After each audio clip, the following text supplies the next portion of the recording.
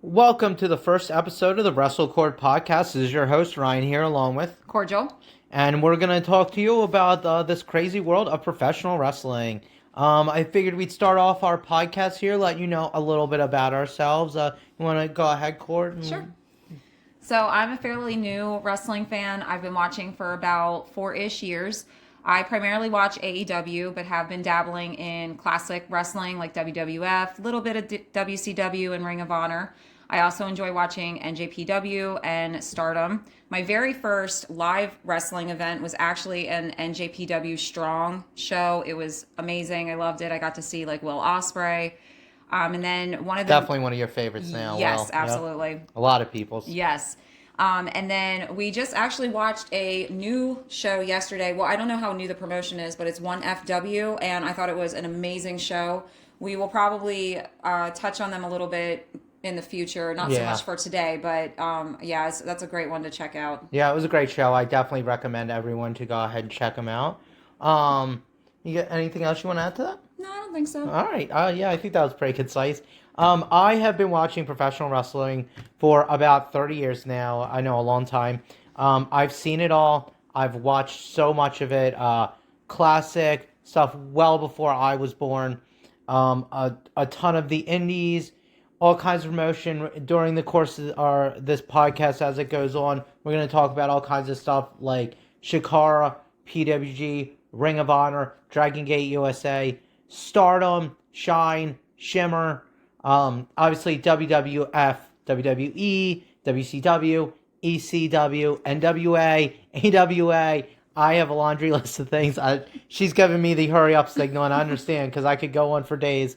And I really fell in love with this sport about a little less than a year into watching, and say right around spring of '97 is where I really became a diehard fan. I remember the first pay-per-view I actually watched was in '96, which was King of the Ring, which was a great show. The birth of Austin 316, as many of you will know.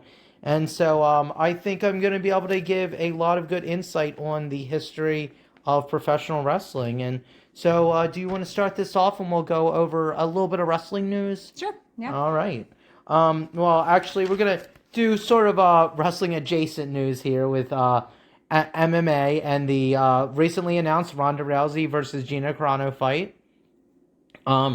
I think this was interesting to hear from a lot of people. I know there had been some talks from Ronda about returning to the ring, and I think it's even more shocking Gina returning to the ring. It's been 17 years now since she's fought, and I don't know how many people really think this is going to be a super interesting fight. The novelty is definitely there. Netflix, the MVP promotion, along with Netflix, is going to be hosting this on. It's going to be May 16th in LA, and I think Netflix is really leaning hard on that name cachet of Ronda and Gina, who's obviously gone on to Hollywood, doing a bunch of the Fast and Furious and the Mandalorian. It's not exactly a fight I think that's going to be a technical marvel. Do you have any thoughts, on this fight? I don't really know a lot about MMA, so I did find it really interesting that for this first bout that they're coming back to from them being out for so long. I think Ronda's 39 and her last fight was in 2016. Yeah. And she lost to Amanda Nunes. And Gina's 43 and her last fight was in 2009, and she lost that one, I think, to Cyborg. Yep. So I think it's really interesting that they are doing this bout in 5 rounds with 5 minutes each. That seems like really long. You would think they'd probably just go for a 3-round fight, but they're looking to go the long haul. It's going to be interesting to see how they're going to hold up there. Yeah. I think it was a little funny what Ronda had to say about this, calling it the biggest super fight in women's combat sport history. So, no Ronda as grounded as ever. I don't know I really don't know what to expect from it, because I don't really know a ton about MMA and either of those fighters. I've seen Ronda mostly just in the short time that she was in WWE, so I haven't really seen her as an MMA fighter. So I think it'll be interesting for me as a newer fan. Yeah, she actually did 2 stints in WWE, okay. But her last one's actually been a while now, and I really wonder. I think it's funny, Ronda picking to fight Gina, somebody who's been out of the sport almost twice as long Yeah. at this point than Ronda has. It sort of seems like she's looking for an easier fight here. Is there going to be a lot of stand up? If Ronda's a smart woman, she will not try that again. So I think it's going to be interesting. Will I be watching? Probably. Am I going to pay Netflix to watch it? I don't know. I guess we'll see. There's a lot of other avenues when it comes to that. So let's move on to another. Let's get really back into the wrestling news here. And the Inspiration, as many have heard, have signed with AEW.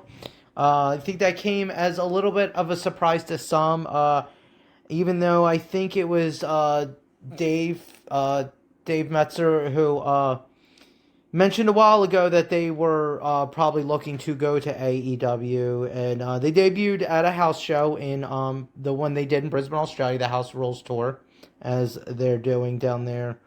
Of course, if you don't know the Inspiration, they're formerly the Iconics in WWE. Billie Kay, Peyton Royce, now Jessie McKay and Casey Lee. I always loved these girls. I thought they had worlds of charisma. Were they the greatest between the ropes? No. But you can't really always teach personality, and they have that in spades. So I'm excited to see them in AEW. I'm excited with the AEW's women's tag division.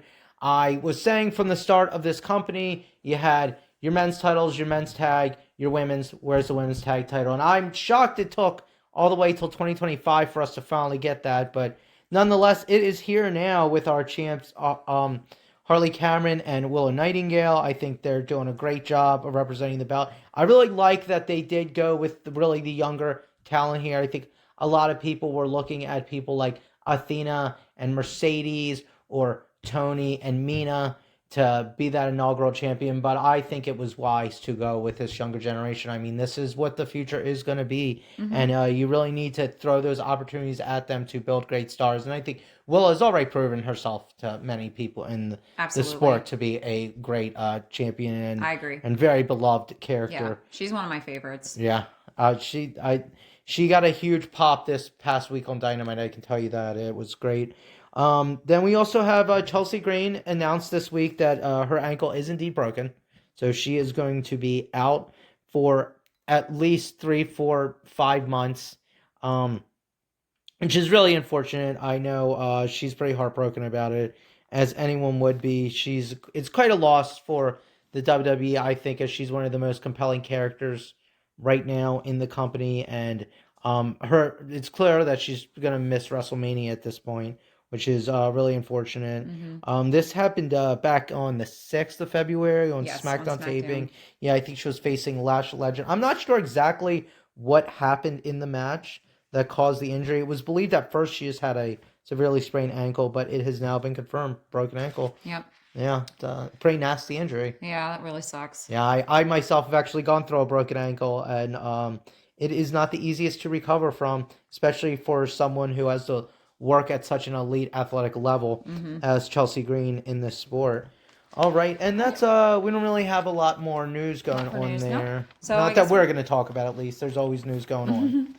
So I guess we're going to go ahead and we're going to jump right into Dynamite. Yeah, right. Let's do it. This past Dynamite. Yep, this past Dynamite was on February 18th in Sacramento, California. It was a great show. I loved it. I thought it was fantastic. Yeah, it was a great show. Yeah. Honestly, the 2 shows they did this week, I thought were some of their best shows. Yes, I agree. It was really a great week for wrestling. Yeah.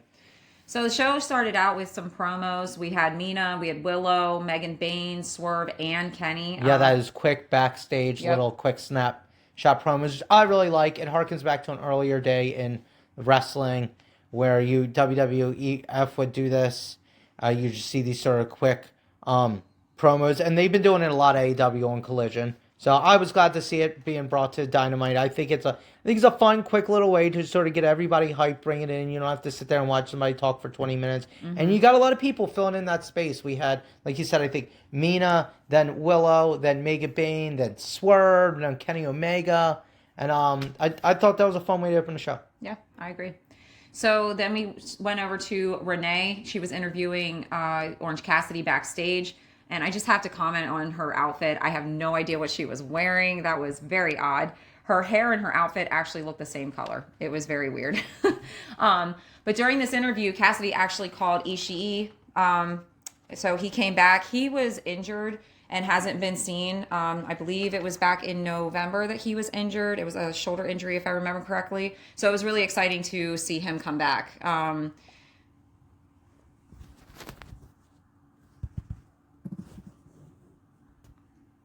So next we had our opening match, which was a Continental Eliminator with a 20-minute time limit.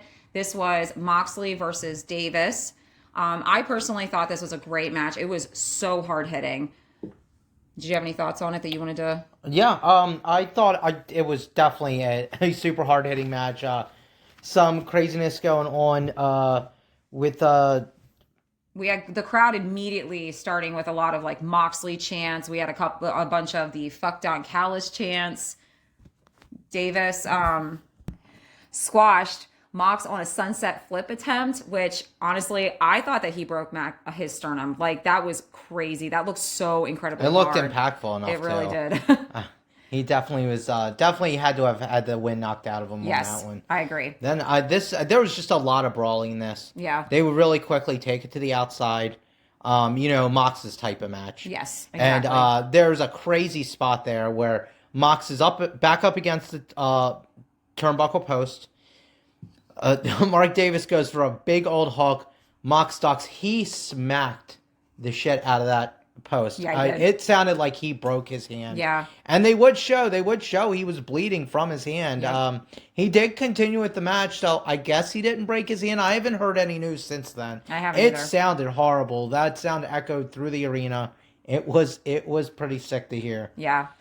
And I thought it was interesting then because Mox kept working his hand. He immediately pounced on it. Yeah, he did. Like He at one point he stomped on it on the steel steps. That looked incredibly painful. I mean, that's painful. He was gnawing anyway. on it. Yeah. He was gnawing on it. He actually bit it. It was so gross. That was so disgusting. Moxley, that's not Mox. afraid of blood. So. No.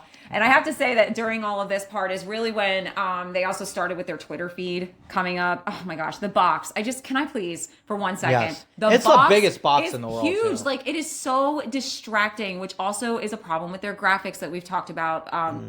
Him and I have talked about many times. Yeah, their before match graphics that show up for upcoming matches in the bottom corners are so big. Yes. They're unbelievably big. There's all this dead space in there that could definitely be eliminated, and they have these giant things. I don't quite get it. Somebody really needs to work on that presentation there. Yes, it's very distracting from the match too, and it really takes me away from being able to pay attention to what's going on. Which I think we should really talk more about the Twitter feed though, because not only is it big and intrusive visually, but it lacks anything interesting said. Yeah, these comments sound like they're written by bots. Yes, they're like, "Oh, Collision looking real cool tonight. All right, guys, thank you." Yeah. Really needed that one. That really made this show. So I really, honestly, the Twitter thing in general, I remember when WWE started doing this, and when AEW really started implementing it, and it's just a giant distraction as far as I'm concerned. It's in an age needed. of people being already way too distracted. Yes, it's not needed. So, and the other part of this too that I really just struggle with is why are we having all of these eliminator matches? Like this these title eliminators? Yes. I mean, it's a Tony great Khan match, loves but that one. I don't get it. It's like, so we're going to see this match, and then if they win, then we get to see this match again. So it's basically the preview of the final. Like, I don't know. It just seems very weird to me. I mean, to be fair, a lot of cases they are not winning the title eliminator challenger person challenging the champion. It's usually the champ walking out with the win. So we don't even get to see this. I really don't see the point in it. I mean, a lot of people have argued in wrestling the point of why even have non-title matches. Yeah. So it is becoming a cliche and trope in AEW right now with the title eliminator matches. It's every week. We would end up having, I think, one or two on Collision as well. Yeah. Later in the week. So yeah, I guess it's just the thing Tony Khan loves. I really hope they would tone it down a bit. I agree. So, I mean, with that said, though, it was a great opening match. I thought they did a fantastic job. The match ended with Davis tapping out, which that to Yeah, I me think it was a seemed very bulldog odd. choke. Yep. Yeah, that was very odd. He showed so much resiliency Yeah. throughout that match. And for him to just tap out the way he did, I don't know. It did felt seem odd. abrupt. It was abrupt. It did seem odd considering it seemed like a lot of the match was showing how tough Mark Davis is, and then to have it end with him submitting sort of diminished the story it seemed that was being built throughout the match. I agree. But again, I thought it was a fun match. Other than the ending wasn't the best idea, I would say it was very hard hitting, very mock style match, and I think it lended a lot to what Davis likes to do too, which is throw people around. Yeah, I agree.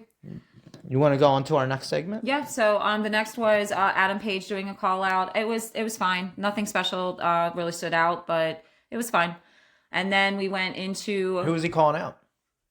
I don't remember. I believe he was calling out MJF. Probably. So next we have FTR's promo. That was great. Oh my gosh, this was so fantastic. They were calling out the Bucks. It immediately started with it was all three of them. FTR, Stoke come out to the ring. Not Stokely Hathaway. Yeah, not Stokely Hathaway. There's an old MJF doc out there that I suggest everyone watch. It's pretty funny where Stokely shows up with his face sort of shadowed out, saying that, and the title at the bottom of the screen reads "Not Stokely Hathaway." Yep. So it's a fun joke we'll do here as time goes on. So we had all three of them. Stoke still in the wheelchair, nursing this tragic injury of his. And FTR, do you want to talk a little bit about what they were saying? Yeah. So immediately when they came out, they started with the crowd started with the "Shut the fuck up" chant because it's FTR and this has been a thing going on. He called out the Bucks, calling them second place, which is hilarious. They just a lot of back and forth, and then Stoke at one point takes the mic, and when he takes the mic, the Bucks snuck up behind him and super kicked Dax and Cash, which left Stoke alone. Yep, all alone. Yep. And we got that classic oh shit wrestling slow turnaround where he had that deer in the headlights look. Of course, we got Stoke doing a little pleading and bargaining with the Bucks, but that would go that wouldn't go anywhere, and he would end up taking that super kick, knocking him right out of his wheelchair. So another tragedy to befall poor Stokely Hathaway. And then the Bucks grab the titles and hold them up.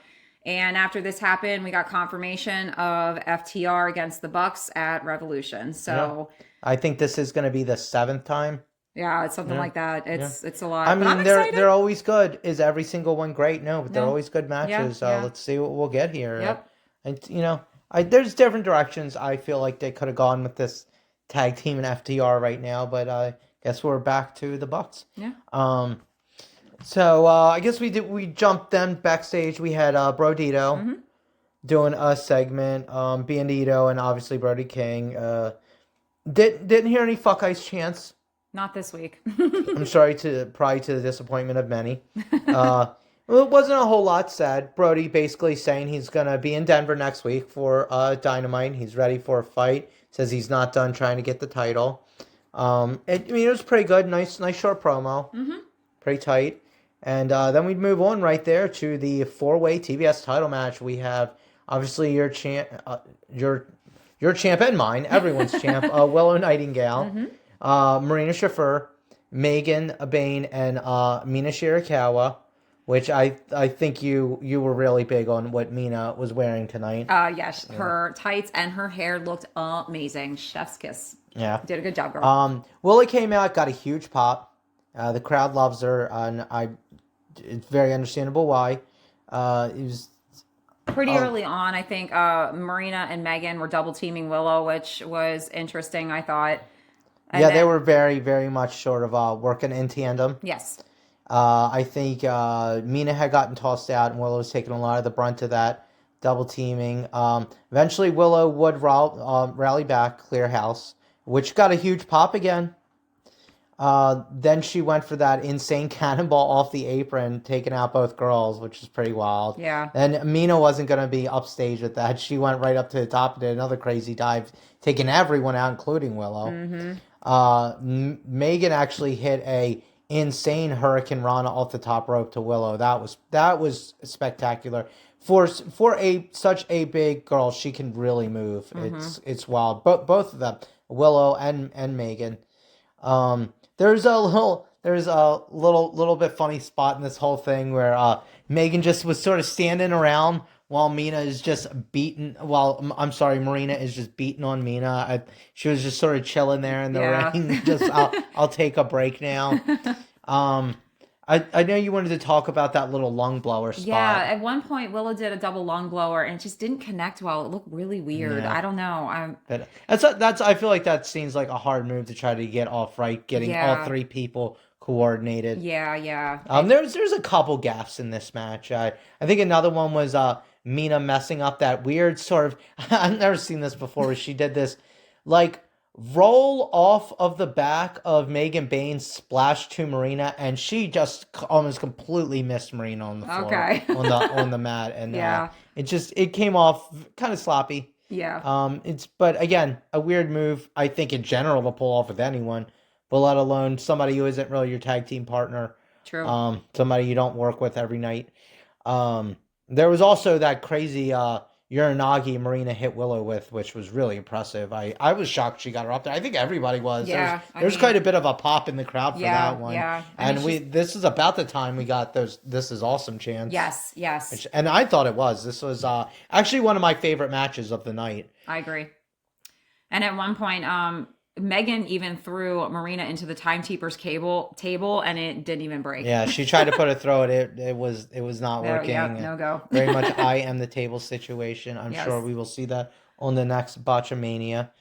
Willow hit a huge avalanche German to Megan off the top. Seeing those two bigger girls get up there and do those moves is just super exciting and impressive to see. They throw it all out there. I know a lot of people complained at that move because Megan took quite a hit on the back of her neck, but that happens in the sport sometimes. Eventually, it would end up with Mina and Willow, who were pretty separated most of the match, sort of fighting it out right at the end there, and Mina would go for her figure four, doing her little dance before she does it. And as she did that little spin around, Willow was able to grab her into a small package. We got the 1, 2, 3, and you have your champ walking out, still the champion. After beating all three other women, it was very exciting. It was a great match. I know we didn't go very super detailed in this match. This was absolutely my favorite match of the night.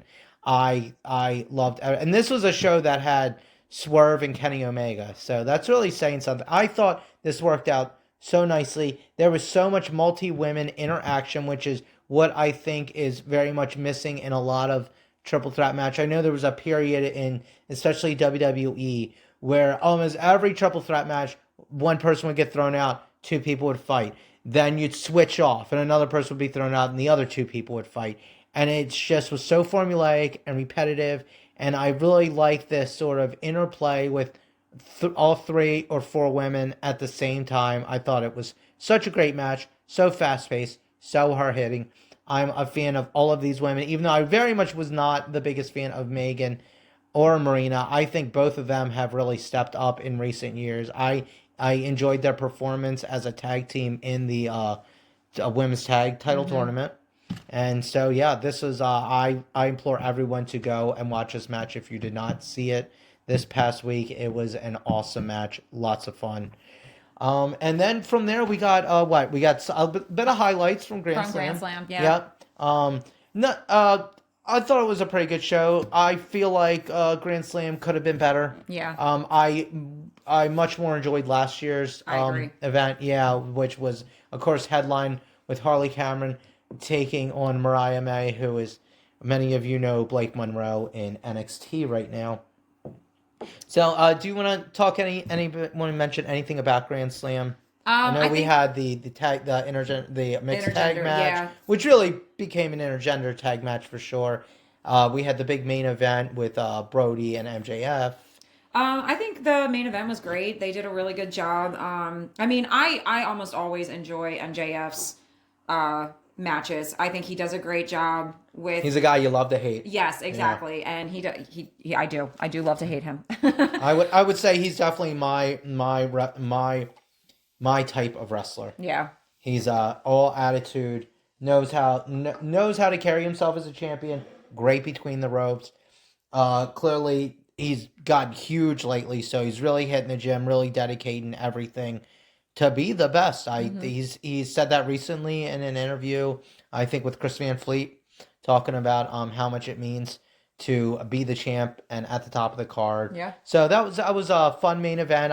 I think a lot of people really enjoyed that mixed tag match though with Tony Storm and Wheeler Yuta. Yes. Against Tony Storm and Orange Cassidy against Marina Shafir and Wheeler Yuta. Yes. With the hair on the match. Whoever loses the pinfall loses their hair. I would say it's a bit telegraphed. I think a lot of people were figuring Wheeler was going to get his head shaved. Mm-hmm. I will say I pretty much called the post-match situation.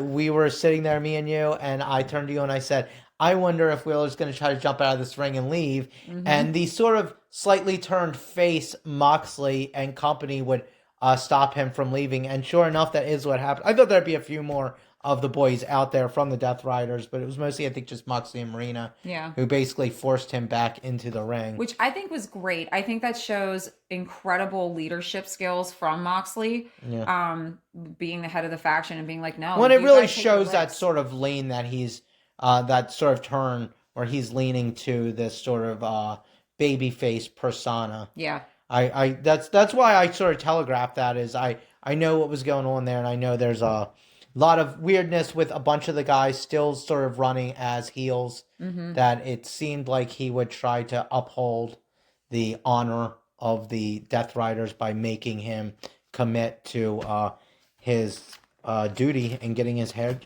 shaved after losing. Yep. So that was a fun little recap of what happened at Grand Slam. Then we had real quick we had we jumped to the commentary area where we had on the table this night was Bryan Danielson, Tony Schiavone, and Excalibur, and they talked about the passing of a producer, I believe who worked for WWE. I'm not very familiar with him, Kerwin Sophies. You could tell that he had a huge impact in the business just by Bryan's reaction. He was definitely getting choked up there. So, my condolences to him and his family.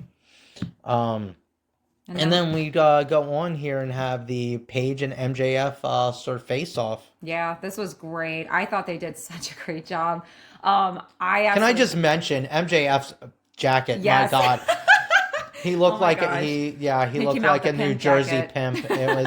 It was interesting. It was this big purple like velour. Yeah, monstrosity. Classic MJF healing it up even with his attire. Yep. So I think someone in the crowd, if I get this right, I only saw it for a moment, had a sign that said MJF eats Dole Whip the wrong way. I'm not exactly sure what that means, I guess that fan does. Yeah. So maybe someone can give me a little insight on exactly what kind of insult that is. What did you think of this promo? I liked it. I think they both did a great job. I loved that MJF actually called Kenny and Swerve Paige's two boyfriends. Yeah, that was hilarious. That was yeah, and he also called Paige a fraud, which I mean, this is classic MJF, honestly. Yeah. Yeah, and I think he said he was going to end this cowboy shit, which then of course got the cowboy shit chance. I'm sure MJF telegraphed that. I'm sure. Knowing how to work the crowd the best he can. From there, Paige would take the mic. He'd call out MJF saying he's desperate for love and acceptance, which, judged by his behavior, it seems unlikely. He also called him a coward, says he wants to end this feud forever. He thought the fans should decide the step, which, of course, again, led to chants of Texas death. And Paige then straight up said he wanted that. He said if MJF accepts this challenge, he'll never go for the title again. Yeah. Which is, he didn't say he'll never go for it when MJF is champion. He never gave a timeline. He's just saying if he does not get the title, he will never challenge for the world title again. So do you think that might be telegraphing a Paige win here I at don't know. Revolution? I don't know. Maybe. It's I don't know because interesting. MJF I can't just is imagine they're going to decide to not have Adam Page ever challenge for the world title again. But maybe that opens up the avenues for him to do things like he's doing the trios with Jet Speed. So maybe they're looking to move him more in that direction. We'll see a little bit of that on Collision later in the week. I mean, maybe they're looking to do more of that with him. I don't know. I mean, you always can without closing that door. I think that's a crazy door to close. They did do this early on in AEW with Cody Rhodes, and we also saw how that ended up. Cody's has since gone on to say that he regrets making that decision to lose. That was actually the first AEW show I was at, which was Full Gear in Baltimore. Okay. That was my first AEW show in 2019, and it was Chris Jericho and Cody Rhodes with, if Cody Rhodes didn't win the title, he would never challenge for it again, and sure enough, he did, which I thought was quite shocking, because again, that seems like a crazy door to close. Big opportunity, a lot of storytelling there just sort of shut down. Yeah. So it looks like MJF has a week to pick his stip. I was sort of confused by this whole segment and what was going on with this stip situation. It seemed odd. It seemed like Adam offering up that never challenging for the title again was in so that MJF would accept the Texas Death Match. But then the MJF saying he needs a week. I don't know. I guess we'll see where that turns up this coming week in Denver. So then we had a little Death Rider segment in the back. Mox saying the strength of the wolf is the pack. Then we had Pac, ironically enough, challenging the Callis family. And of course, in classic wrestling heel gimmick style, Wheeler Yuta sitting there with not only a beanie, but the whole hood pulled up, covering that shaved head. So we have yet to see it. Yep. Then we'd head back out to the arena. Pixies would hit, and which always means, of course, Orange Cassidy. So this is going to be Orange Cassidy and Tomohiro Ishii versus Gabe Kidd and Clark Connors. Clark Connors just sort of recently sliding over here from New Japan, which we watched a bunch of him during the G1. Yes. As I think a great competitor, definitely great up-and-coming guy. I have to say, his shirt was very insane. The shirt he was wearing to the ring, very Rock-esque, and then he had the toothpick, so he's channeling a little bit of Razor and The Rock all at once. Okay. You want to give a little breakdown of what you thought was pretty exciting about this match? Yeah, I love that it began with Orange and his lazy chops. I mean, he does a lot of his moves very lazy. Yeah, it was him and it was actually him and Ishii doing it. Yes. And at one point, he actually stood against the ropes and was just kind of like chilling there, like he didn't really want to do anything, which I thought was interesting. Yeah, he just was letting Ishii sort of take. Yeah. And then the chops situation, Ishii just literally stood there like a statue. I mean, they do call him I think it was it Gabe Kidd chopping him? Or was it Clark Connor? I'm not sure. But the Stone Pitbull. The Stone Pitbull. Yes, thank you. That's what I was trying to remember. Yes, ma'am. Yeah. So I guess that makes a little bit of sense. He is currently your NJP Strong champion. Okay. Yeah. He just stood there so stoically and just took those chops. Like it didn't even seem like anybody was even hitting him. It was crazy. And he's like a brick wall. Yes. That's a good way to put it. Yeah. There's an interesting little spot here. Clark Connors puts Orange's own hands in his pockets. Which didn't work. Orange was able to still fight back, which led to a bunch of "you fucked up" chants from the crowd, which was pretty humorous. Yeah, that is. We had some chop and slap battles between Gabe Kidd and Ishii, and those guys, both of them. They sound like they were trying to kill each other. Yes, they sound like gunshots going off. Honestly, they're so hard. Oh, they are. They're vicious. I mean, there's a point there where Ishii was just pretty much chopping just full forearm to the chest. At one point, I'm not sure exactly what happened, but Ishii began clutching both his hamstrings. At first, it was the left, and then he moved on to the right. Yes, and then he was just grabbing him. Yeah, he was on. I just happened to look over, and he was on the ground, clutching his hamstrings. I wasn't sure exactly what happened. It was. I mean, I saw the move before, but it didn't seem like anything had happened. Yeah. So it was interesting, and he was definitely visibly having a bit of trouble standing. Mm-hmm. He would go on. I mean, what a resilient guy. He would go on to actually still hit a backdrop driver and continue the match. Towards the end here, we had Gay Kid and Orange fighting on the outside, where then Darby materialized out of the crowd, skateboard in hand, nails Kid, And unfortunately, our feed dropped. We were watching this on Triller as we do every week, and our feed dropped out. We started, panic, switching back and forth. What's wrong? Trying to restart the feed. When it finally came back up, it was just Ishii rolling off of, I think it was Connors having pinned him. And so Orange Cassidy, Tomohiro Ishii taking the win. Again, not sure what happened right there at the end. We had a little Darby Allin interference, which was fun. Ishii not able to walk to the back himself. Definitely needed help. So I believe it was the ref, and Orange had to help him up. He couldn't even get up off the ring. Yeah, so I don't hoping the best for him. He is definitely up there in age at this point.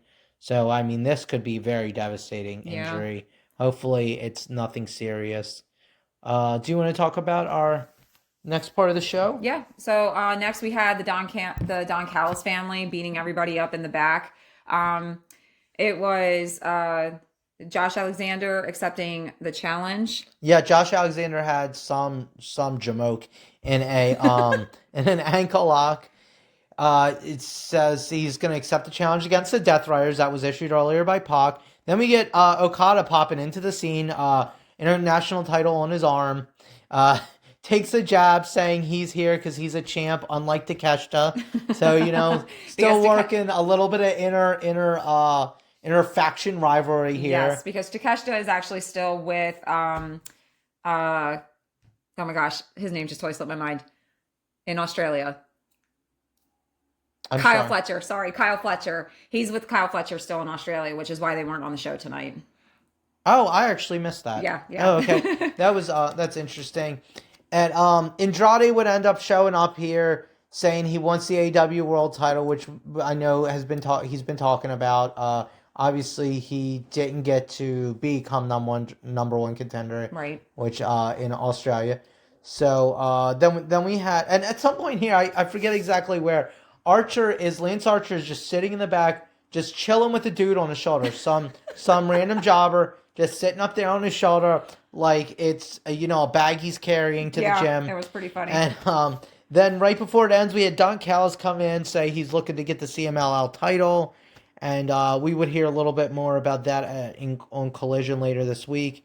And then we would jump right into this Hook promo. Now, Samoa Joe is out. He is injured. He lost the title at World's End. The MJF taking the title.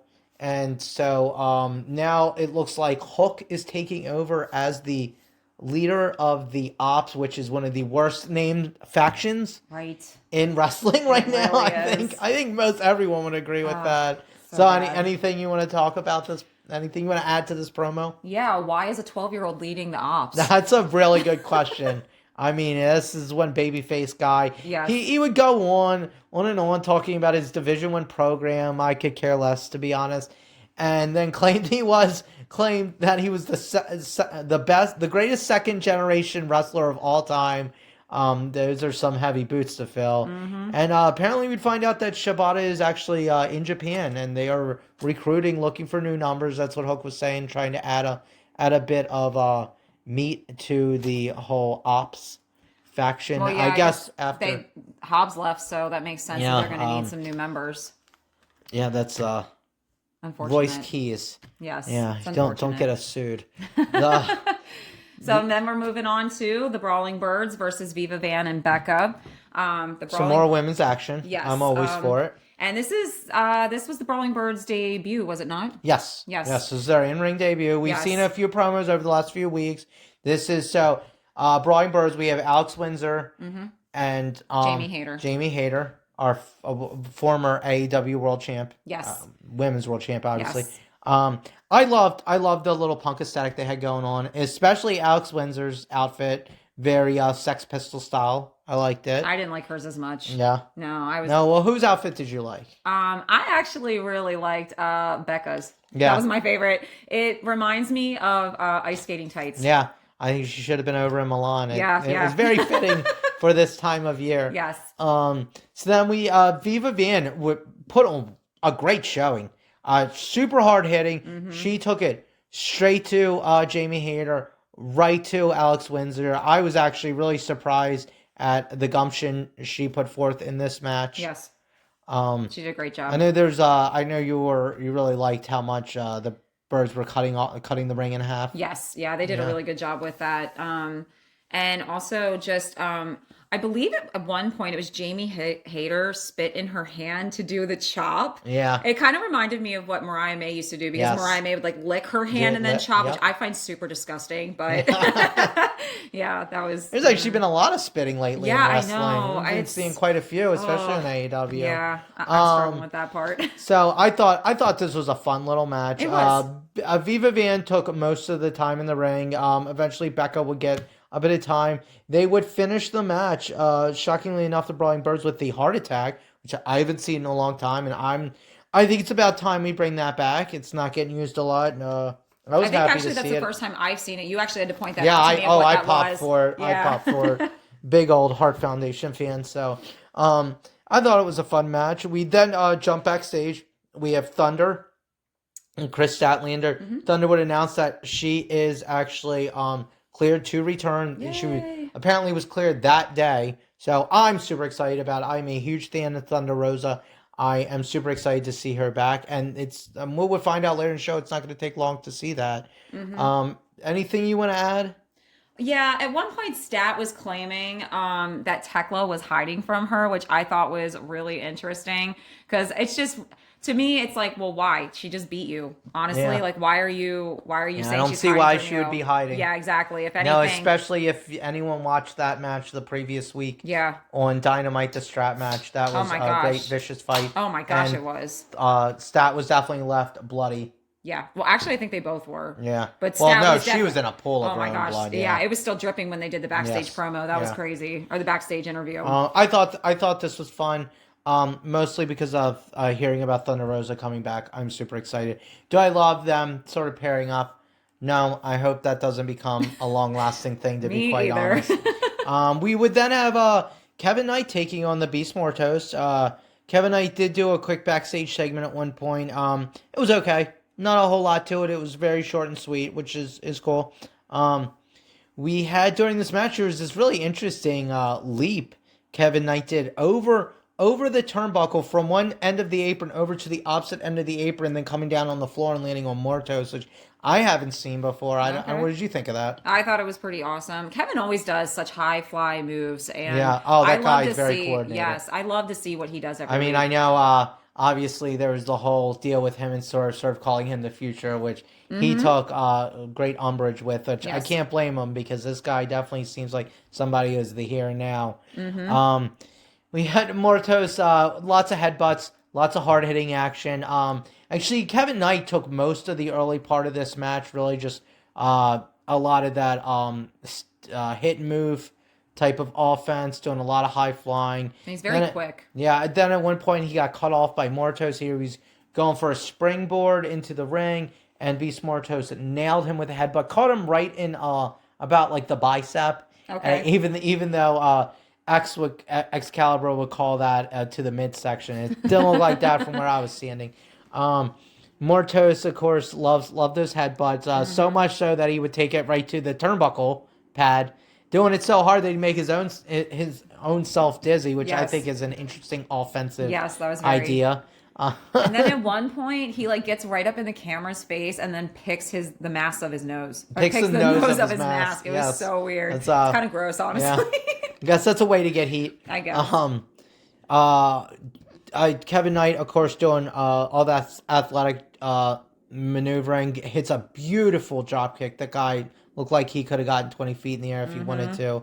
And then eventually would land that big spinning frog splash to put Mortos down for the 1, 2, 3, which I was a little surprised by. I was too. I thought this was going to be a match Mortos was going to easily take, but I agree. But it was not. No, it was not. It was good. So moving on, we had a quick package. Ospreay, right? Yep, Ospreay. Just showing some highlights from the past year. I know everybody's excited for him to come back. I certainly am. He's still out with having his neck surgery. They haven't given a time frame of when he's coming back, so hopefully, crossing my fingers, that's going to be soon. soon. Yeah. I'm super excited. Hopefully these promos are indicative of that. I hope so, because I miss him being in the ring. He's one of my absolute favorite wrestlers. We have All in London coming up later this year, so I'm sure Tony would love to have him on that card. I'm sure he'd love to be on that card. I'm sure he would. Being a lot. Well, he came in to do the first one. Yeah. And of course he loved it so much so that he tattooed the attendance gate on his arm, only to find out that was not actually the attendance. Right. Yeah. What a way to go there. Then we move on. We have the Demand doing a little backstage promo calling out Jet Set Rodeo, which of course is Jet Speed, who we just saw Kevin Knight, Mike Speedball Bailey, and the former world champion Adam Page. Mm-hmm. And our trios champions. Yep, and calling them out for a shot at those trios titles on Collision. And then what did you think of that promo? I thought it was good. I liked it. It was just short, sweet, and to the point. I'm not going to lie. I love the Demand. I love the Gates of Agony. I love Ricochet. He's always fun in promos. You like those bald guys. Yeah. So it was good. It was good. So now we move on to our main event, and man, what a main event this was. Yes, Swerve and Omega. These are two of my favorite wrestlers. I've loved Kenny Omega since the first time I've seen him. Well, also probably Swerve as well. It's that hair, isn't it? Well, yeah. So Swerve comes out with Nana in his fancy jacket. That's probably the most fancy jacket I've seen him wear. I thought it was interesting that Tony chose to do this match, which seems like a pay-per-view spectacle on Dynamite. Yeah, but alas, here we are. Yeah, it was great though. And Swerve coming out to his new music. No. Any of you I don't that think know anybody's Swerve, liking this. I know. Why, Swerve, if you're listening to this, why did you change your music? I mean, you're great. You are. But your music is iconic. It's literally the ringtone on my phone because I love it so much. Yeah. You can keep talking to him. He's not going to hear this one. Probably not. What did Nana coming out with that real flashy jacket? Yes. Oh my that gosh. was something. That was. I mean, his headband's always super fancy, so it was kind of nice to see it with the jacket too. I mean, I've been watching Prince Nana for a long time, way back to his Ring of Honor days, and he's always been quite a character. I was really happy to see him quite a few years ago show up in AEW because, frankly, I hadn't seen him for a long time. He just seemed to have dropped off the map as far as I know, and of course, doing a great job as always. So we got even before we had Swerve coming out, we had Kenny coming out, and even before they locked up, we started getting the holy shit chants, which is not really surprising. I know I was super excited for this match. I know you were. Yes. I don't know anybody who wasn't. They started doing a lot of slapping each other around. Obviously, this sort of thing really kicked off with Omega slapping Swerve during that face-to-face confrontation like 2 weeks ago now. And we get a lot of whose house chants going on. Mm-hmm. These guys would head to the outside. We get a lot of brawling out there.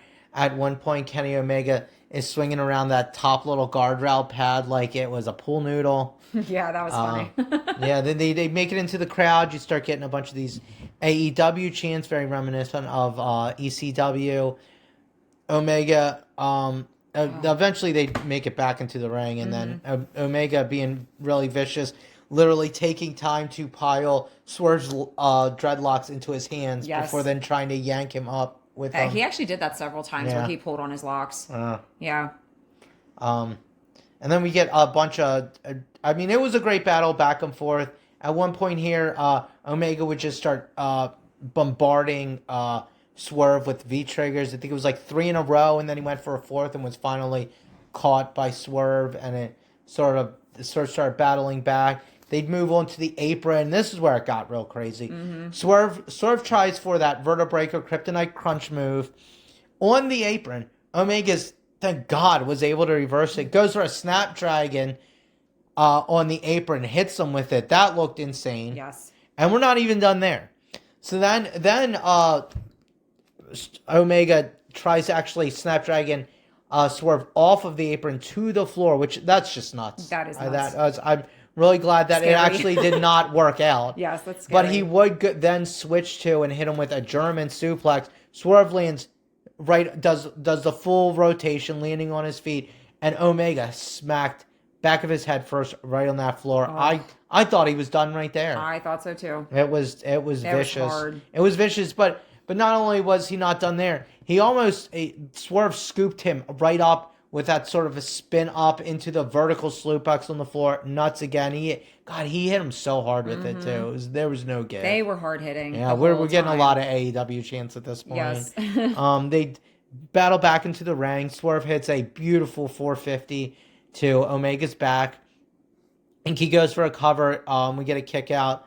Then they battle a little bit more. Omega, we get a Snapdragon from the very top of the rope. Both men standing top rope. And that was insane. Again, that is such a dangerous maneuver. And I have to say, I guess there's any guys to do it, it's these two guys that are going to pull it off. Of course, Swerve looking jacked as ever, man. Yeah. This guy looks he's in such great shape. Even against a guy like Omega, who is also huge in his own right. At some point here, Aubrey, we get knocked out. So we have no ref. We get a house call. Swerve goes for the pin. Nobody there to count it. They would eventually battle back to the apron. We get that big Swerve stomp on the apron to Omega. Then he did something interesting. This is the first time I've seen it, where he kind of laid Omega chest first under the bottom sort of turnbuckle bar on the apron, and then slingshot him up into it. And that looked terrible. That looked super painful. I want no part of trying to do that. No, thank you. We got finally we get a new ref coming out. Unfortunately, it was Paul Turner. Yeah, I know. He's the worst. My least favorite referee of all time. We get a second Swerve stomp. Omega kicks out though. Crazy. That was crazy. Then he goes for the house call again, misses. Kenny hits the Snapdragon. Eventually would hit a Poison Rana. Two would trade some boot shots. I think it was like a boot to the face and then a knee. And then eventually Swerve would hit another house call. Pin him 1, 2, 3, and we get the win here. Swerve taking the W over Kenny Omega. Which is huge. Huge. That is huge. That is a huge win for Swerve. Yeah. In this feud, and I guess he decided that getting the win wasn't enough. No. Because then after, Swerve just beats the shit out of Kenny. Oh my gosh! At one point, Paul Turner gets thrown out of the ring, which I loved. Yeah. Right. Fuck you, Paul Turner. And at one point then, Swerve actually grabs a chain and hangs Kenny on the outside of the ropes by the chain. But that wasn't enough either. Vicious looking. Because he'd drag him over the commentary table. He'd pull the steel steps over. They'd pull him up. He'd pull Kenny up the steel steps. And then pick him up into a vertebreaker position, the one he just tried on the apron earlier. And does, the first time I've ever seen this, he puts Kenny through the table with the vertebreaker. The commentary table. It was that was so scary looking. I thought Kenny died. I'm not even gonna lie. And as Kenny still lays there in the remnants of the table, we get a close to black. Show's over. Yeah. So what would you rate this show? I loved it. I thought this show was great. I said an 8.10 out of 5. Or I'm sorry, 8.10 out of 5. 8.5 out of 10. Okay, that makes a little more sense. I think I call it a 9. Okay. This is one of my favorite episodes of Dynamite I've ever seen. I've seen a lot of them now. Yes. I've been watching this since I've been paying attention to the AEW bubble since before their first show when they made that announcement in early 2019. My first show was in their inaugural year that I actually went to live. And this was one of my favorites. It really, I thought, was a super tight show. Lots of great matches. Not a bunch of filler. Mm-mm. It flowed so. When it ended, I was kind of I was looking at the clock like, oh, it is, yeah, it's over, and we went over as usual. Yeah. So great show. Let's move on real quick to Collision this week. Yes. We started off. We had the Demand versus Jet Set Rodeo. So yes. For the trios titles, that was talked about on Dynamite. Yes. So and this was on February 21st, and this was in San Diego, California. Yep. And I thought it was really interesting that with this show we only had a 2 commentator table booth. Yep. Yeah, it was just Shivani and Excalibur, which was nice. Yep. Keeping it simple. Yep. It's very old classic wrestling, by the way. If you know, you know. Yeah.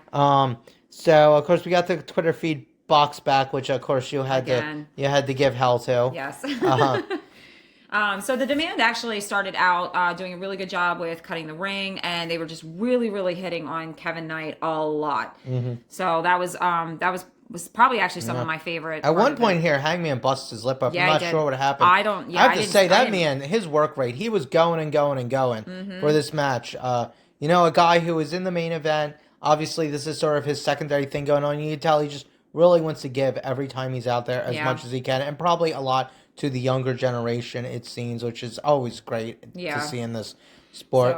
So, a lot of fast-paced action. It was. There was a lot of high-flying moves. At one point, Bailey does an acai moonsault. Yep, Mike Bailey hitting that beautiful acai. Yeah, but the unfortunate part is he was doing this to the outside, and when he did it, he missed and belly flopped right on the floor. Oh, yeah. That looked wicked. It was an empty pull for him that night. Yep. Yeah, it was, that really, he got it splatted. Yeah, like, you could hear it echo through the arena. It was wild. It was. And later on in the match, Paige actually did a dead eye on Tona on the apron, which looked way vicious. Yeah. Oh my gosh, that was scary looking. And then Ricochet then tried to pin Paige.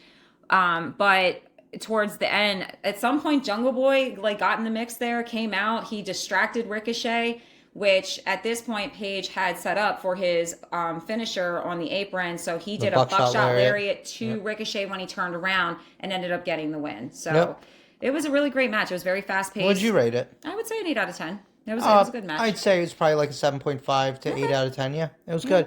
It was good. We'd have then we go to a fun backstage segment. So we have the Rascals here sitting in clouds of smoke on a couch with a coffee table covered in Doritos. Then from behind we have our tag team champs, FTR, pulling up. Dax holding his nose, obviously doesn't want any part of this smoke. I don't understand that personally. But it was actually a pretty funny segment. FTR starts talking about wanting a piece of the Rascals. Rascals say we can do it right here, and then proceed to, for some reason, clear the coffee table of their Doritos as if you needed the coffee table for them to fight. It was quite entertaining. Obviously, the Rascals, if you don't know, they are new to AEW. So we have Zachary Wentz, Desmond Xavier, and a personal favorite of mine, Myron Reed, who I've been watching since his MLW days, former world middleweight champ there. And just a real fun segment. It was, and it ended with FTR telling the Rascals that they were going to light their asses up, and the challenge was accepted. So, we're gonna get to see FTR and the Rascals later that night, which honestly was one of my favorite matches, and actually my favorite match of the night. Then we got some more tag team action going on here with the Swirl, who is of course Blake Christian and Lee Johnson, taking on the Young Bucks. And it's interesting, right, that the Young Bucks came out first. They did, which usually they're the ones that come out second. Yeah, I mean, so they're especially in a situation like this where they're definitely the stars out of these two teams. Exactly. So that was really interesting. I have to say that they gone back to their sort of old attire recently, which I love. Yeah, well, I think it seems a little bit to me of them pretending they're not 40 now. Definitely a lot of the cool neon colors and the tassels. So what did you think of this match? It was pretty quick. It was pretty quick. Yeah. I mean, it was tight though. It was. So when the Swirl came out, they had a little bit of a promo overlay during their entrance. Again, very classic WWF. If you ever watched WWF Superstars back in the day, you would see this a lot. And I think a great use of time, especially when there isn't a terribly lot going on during the Swirl's sort of entrance, to have that little bit. Especially to learn about these guys as they're new to the promotion. Yeah. And I think at one point during that... they did their little... They mimicked the Young Bucks super kick. And I just thought it was really odd because they chose to slap their legs as they did it, sort of giving away the magic here. I don't know what the hell they were thinking during this promo. If I was Tony, I would not have allowed that to air. That didn't make any sense. Yep.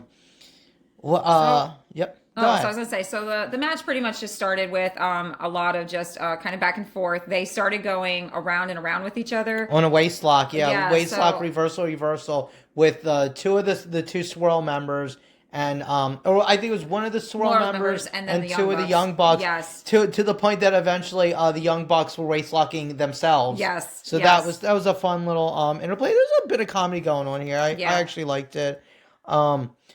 Blake did a great dive through the ropes. He does this weird sort of runs to the ropes, then turns backwards, dives through facing up at the crowd, and then spins as he goes, right as he leaves the plane of the ropes, to land in a like spinning tope. Yeah, it was very odd, or cool, sort of though. suicida. It was a very, very, very interesting take on that movie. He would do something similar later, which I have seen other wrestlers do, where he does the run to the ropes, turns his back against the ropes, and then basically does a moonsault over the top rope. Okay. So we got a little bit more of that later on. And then at one point, we had some that double stomped the back of Matt's head into a DVD, Death Valley Driver. Yeah, that was interesting. I can't remember whether it was Blake or Lee that had him up there, but the other guy sort of spiked it with a double stomp to the back of his head into the DVD, which honestly was a great looking maneuver. Yeah. Very vicious. Yeah. And Matt did a double Northern Lights to the Swirl, which also awesome. looked beautiful. Yeah. There's that guy's bridges look amazing. Yeah, there was a lot of really great moves that were done in this match. They did a double noggin knocker, which I thought was really funny because Shivani actually called it double coconuts, which I've never heard that before. That's not what I think of when I think of double coconuts, but Lee did a double hurricanrana, which looked awesome. At one point, Matt pinned Blake. That was our finish. Oh, that was our finish. That was it? our finish, yes. Yes, we had the Young Bucks, as it would be expected, taking the win from the Swirl. So I thought it was a good match. It was very tight. Both teams look great. No snafus. Yeah. Look good. I think a great representation for this younger team on this big stage against big opponents. So good match. Then we have just a review of MJF and Paige going back and forth from there, that face to face from Dynamite, yes, and then we'd move on to a little bit of outside of WWE bubble. So we went to some clips from MJF defending his title in House of Glory against Zilla Fatu, who is obviously in that whole family with The Rock and Rikishi and that whole Samoan lineage that WWE a couple years ago made a big giant board of their whole family tree. Okay. It's very WWE. He was defending his world title though against Zilla Fatu, and then during the course of the match, Andrade would come out in an attempt to distract MJF and almost cost him the title. So MJF obviously not very happy with that. He confronts Andrade backstage at this House of Glory show. And MJF basically says that he just picks this little indie nobody, Zilla Fatu, to defend the title because he's afraid to defend it against himself, Andrade. And he basically told MJF, "You're going to see me." So I thought that was fun. At one point, I think...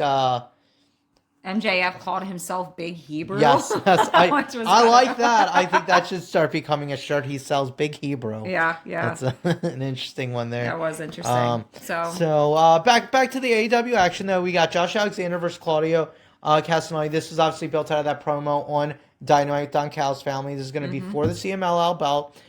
We had I don't know if you want to talk about this. Yeah. So I thought it was interesting. The first part when Claudio came out, he actually came out with a mask. Which was interesting because we don't normally see him do that. Feeding much very into that lucha libre. Yes. And then tradition. Whenever they were presenting the belt at the beginning of the match, Tony Khan actually came out and presented the belt, which was actually right in tradition with how CMLL does it. So I thought that was really nice. Yeah. No, it was obviously like we just said, Claudio sort of mocking the tradition of lucha libre while Tony embracing it. Yes. So this match was very fast paced. Honestly, almost all of these matches on this episode were just very fast paced. Claudio started off with a knee into the steps, And then Josh Alexander Like, just his knees got sent into his steps. yes, And this would lead into Josh Alexander spending the rest of the match pretty much targeting the leg. Obviously, setting up, he does that ankle lock finisher. right. So this is very, very smart on him. Yes. Smart wrestling. Yes, and Claudio eventually gets a gut wrench suplex to Josh Alexander, And that was vicious. I mean, obviously, everybody knows it's classic how strong Claudio is. Yes, Claudio's strength is insane. It really is. At one point, there's like Marina Shafir and Lance Archer actually on the apron posturing. I'm not really sure exactly what that was what was going on with that, if they were trying to distract, but that was an interesting part. And then Claudio goes into I mean, if I was Marina, I wouldn't be trying to fight Lance Archer. No, that's not my at advice all. to her. No, that's a very big. There's a very huge height difference there. Yeah. And then Claudio actually started doing a big swing, although this time he didn't get very many rotations in, which was very he different. cut it short, and I think if I remember right, he turned that right into like a Boston Crab, something like that. And then eventually it would be Claudio hitting that Gotch driver to put Josh Alexander away, keep the CMLL title, CMLL title. Jumping over my words here, and I thought it was a great match. I mean, so it was really two guys that are known. Josh Alexander, a former TNA World Champion, and then you have Claudio, who's been a champion pretty much everywhere he's ever been. Shocking enough, he hasn't been I'd say a true World's Champion in AEW, as you know, obviously the Ring of Honor is sort of treated as this sort of feeder system. So not quite on the level. This guy should be a world champion. I'm really surprised that Tony hasn't put him in the world title picture very much in AEW. He deserves. This guy is a beast. So we would go on and we'd have Megan Bayne facing Becca. Who we just saw on Dynamite with Viva Van. So it was nice to get to see her a second time. So Megan Bayne actually started off just showing her power, just super hard hits through the whole thing. And I mean, we already know that Megan Bayne is a hard hitter. So we actually got some crowd cheers with this, where it was a "Let's Go Becca" cheer, which I thought was really interesting, since Megan Bayne is the main star. So it was interesting to see the crowd chanting for one of the local talent, which I thought was awesome. Yeah. This was of course, I know a lot of people don't like Megan. That's true. Yeah, I think there's a lot of that going on. I've loved her since the first time I've seen her, and I watched her a little bit. And enemy of my enemy is my friend. Yeah. So this was a really short match. It was basically just a little bit of back and forth, and then Megan Bayne did her running power bomb and pinned Becca. And it was beautiful over. Running power bomb. Yeah, it was really gorgeous. Slammed her down too. Yeah, she did. Again, showing her power. Yeah. So we get a Ciampa promo, Tommaso Ciampa promo, challenging Kyle for the title again. Short, obviously, sweet, and to the point. Yep. This he hasn't gotten his rematch, so hopefully we're gonna see that coming up here. I'm excited for that. Their first match was great. Yeah, I am too. So we get now we move on to the Death Riders. Yep. Death Riders versus Don Callis family, as that challenge had been accepted on Dynamite. So what did you think of this match? I thought it was good. I thought it was really good. So we had, from the Death Riders, we had Mox, Pac, and Yuta going up against Takeshita, El Clone, and Mark Davis. Yep. And obviously Wheeler is still having a complex. He actually wore his beanie the whole time. Yes, came out and wrestled that beanie. I have to give him credit. He kept that thing on his head the whole time. And he was doing a lot of running, diving through the ropes. Yes. He never lost that beanie. No, he didn't. Held on to it for dear life. And I thought it was interesting getting to see Mox and Mark Davis again in the ring. They just fought on Collision in that Continental Eliminator. And with a sort of throwback to that, we had Davis at one point going for another big squash to the chest. Yes. After the sunset flip. And clearly Moxley has learned from his past mistake and was able to move out of the way with Davis basically busting his ass on the mat. Yes, he did. And I actually wanted to also point out one of the things that I thought that I really liked was at one point Pac jumped up onto Clone, like in a monkey flip position, and held him there. And then Mark Davis from behind the apron came over and chopped him and actually threw Pac back, causing him to fall on his back, which looked like it knocked the wind out of him. That was crazy. Yeah, it was. He really he nailed him so hard. He from that did. apron. He always does. He is such a hard hitter. That's why I think made that Dynamite match so interesting. Two guys who really like to brawl and hit it. Yeah. So.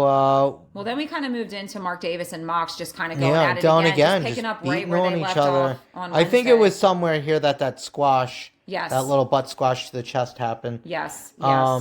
We had Moxley eventually getting that bulldog choke on Mark Davis that he had just tapped out to. Mm-hmm. Luckily, he did this time have Takeshita coming in to break it up. Yes, he did, which was good. Yeah. And then Takeshita did a face lock on Mox. Yeah, an interesting sort of like double forearm, yeah, it was like holding weird. on, kind of bending them back. Yeah, and as you can see, Mox was like starting to fade, which I thought at that point was actually going to be the end of the match, but that didn't happen.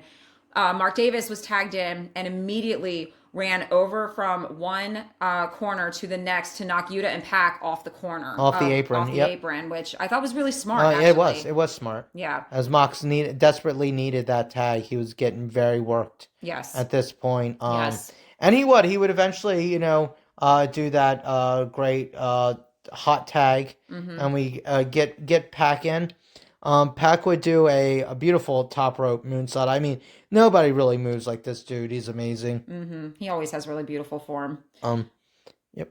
So, and then Clone eventually did like a really beautiful Pele kick, and then we ended the match with Takeshita pinning Yuta. So, yeah, it was a good match. I thought it was interesting during this match at one point.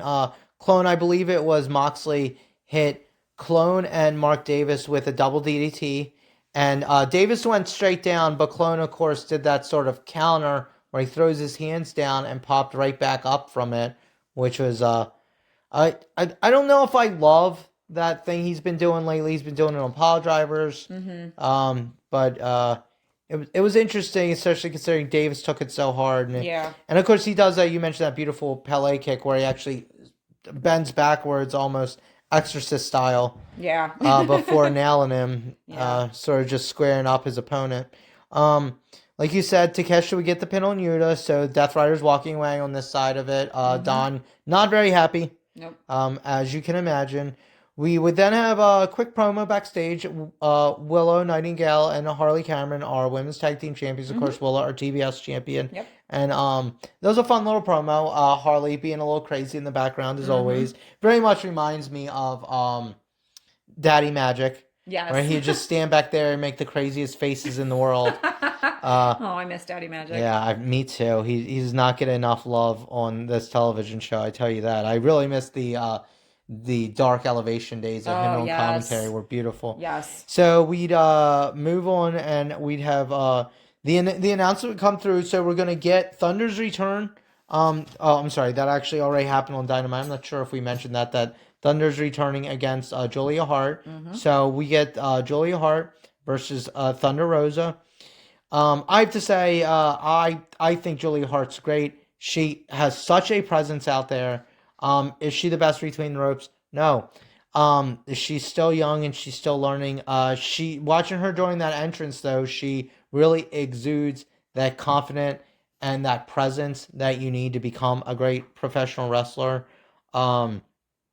As this match started off, Julie actually had the nerve to yawn at Thunder Rosa. That was so funny. She was so bored of this already, and I hadn't even started. Thunder would take control pretty early on, nailing Julie with a ton of arm drags. Just like 3 or 4 in a row. Yeah. Julie had enough of that, bails out of the ring. That's that typical chicken shit heel maneuver, starts the running away. Thunder wasn't having any of it, chased her around. Mm-hmm. She began chopping Julia so hard. I mean, Thunder's just got super vicious chop. That is a hard-hitting woman. She does not hold back. Mm-mm. And then we moved on to Julia doing a neck breaker in the ropes on Thunder Rosa. Ouch, that looked painful. And then eventually she tries to pin Thunder Rosa. Thunder would go and pin Julia. Yes. Sort of smearing her forearm in Julia's face as she does it, clearly not showing that she has a lot of respect for Julia Hart. Right. So she just shoved her right in the face, and then eventually Thunder will actually pin Julia with a Thunder driver and ended the match. It was a really good match, I thought. Yeah, I thought it was great. Yeah.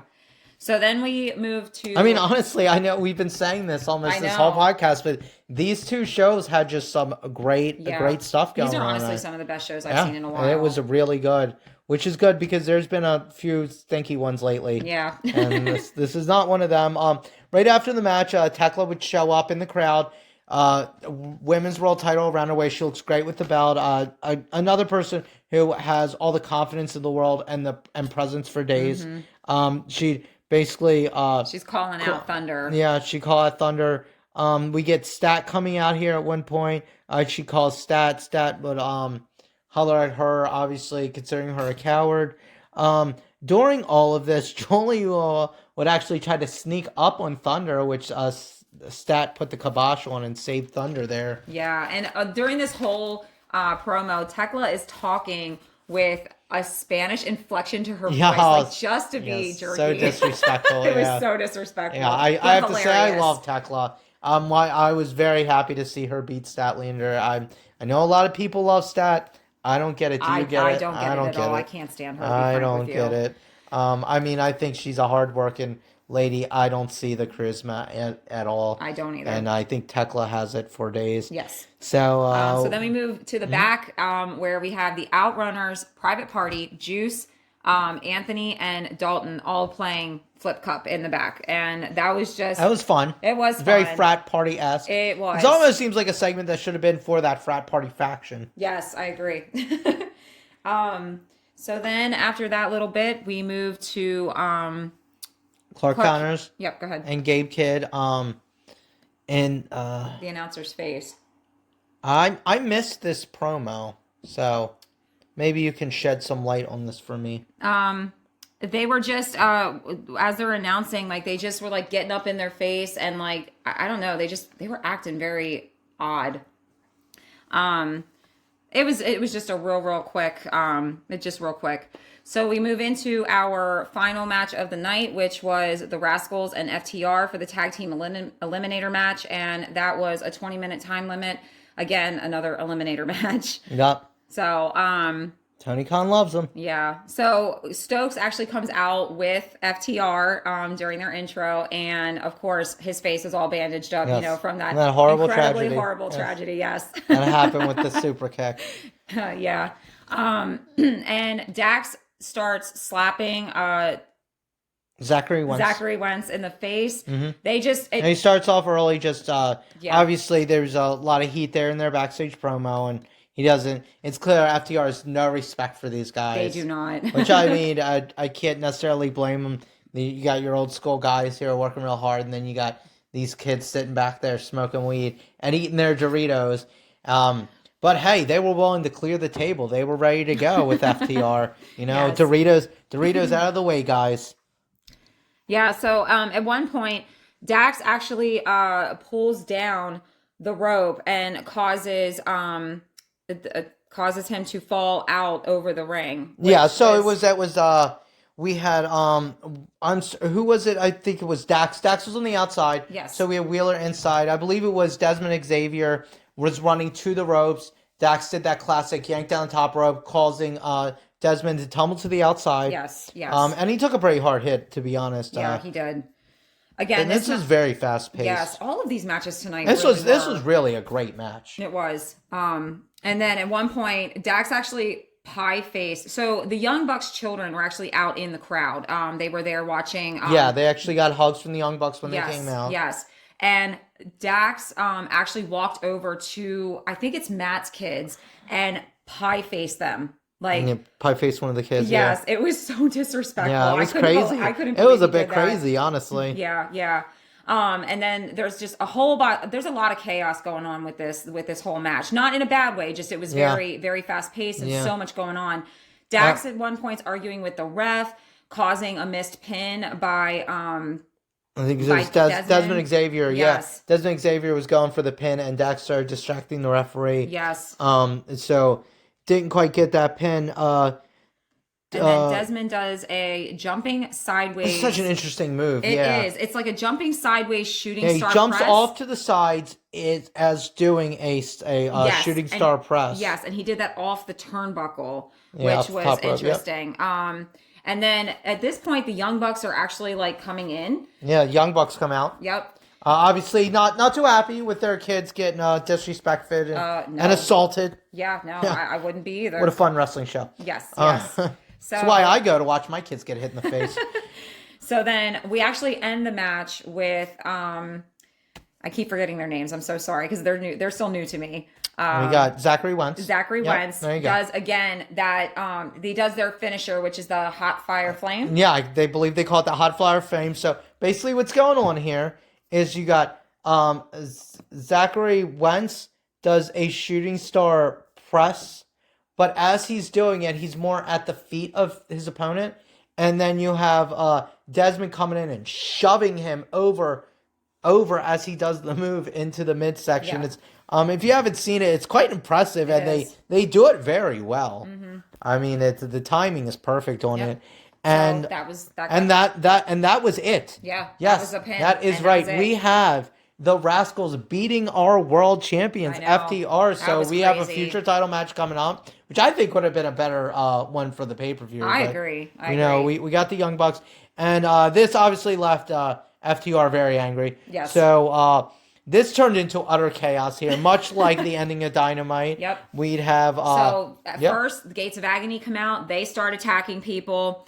FTR pulls the Young Bucks' dad out of the audience into the ring and pile drives him. Yeah. And then stuffed pile driver, yeah. Yes. And then Dax takes his dad's glasses and starts wearing them like in true heel fashion. Yes. Oh my gosh. Yes. It was fantastic. So disrespectful, but so fantastic. Yes. It was and then at some point Jungle Boy jumps into this melee. Yep. So he starts getting he gets taken out. Because now we have the Demand, we have FTR, the numbers are they're a bit outnumbered. Yep. We I believe it was after the pile driver that Jungle Boy tried to interject himself and help out these poor civilians that have just been assaulted by our World Tag Team champion. And I'm not sure how Jungle Boy ended up on the floor. I missed that, but Stoke actually rolled over to him. Well, they sure took him out. Yeah.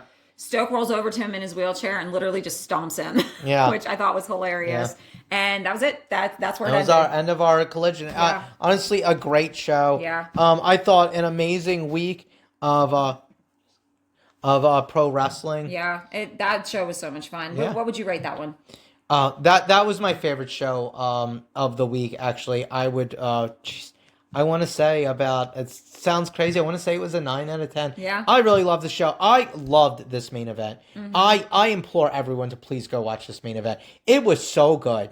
Everybody was on point. The action was so hot and heavy the whole time. Great ring work by everyone. Great ring work from the Young Bucks' father. Yeah. I mean, I believed they just killed him. So yeah. As far as that, and I think with that, we're going to call the end of our podcast here today. So this is the end of our first show. And next week, we'll be talking about, we'll do more segments with AEW.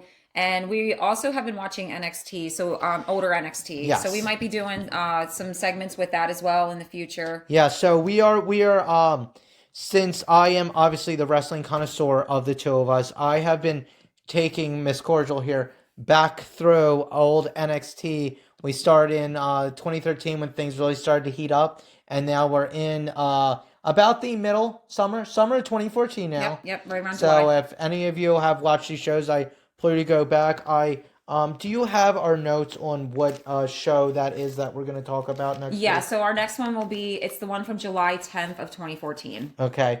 So, yep. So, we're going to talk about that next week. I think we'll end our show with that next week. We'll do Dynamite and Collision, hopefully wrap this up a little bit faster. Yes. I appreciate everyone for staying with us as we've done quite a long opening podcast. We welcome any criticism as we try to build this and hope that you all enjoy some of our future installments. Thank you so much for listening. This is the WrestleCord Podcast with Ryan and Cordial. And we'll see you next week.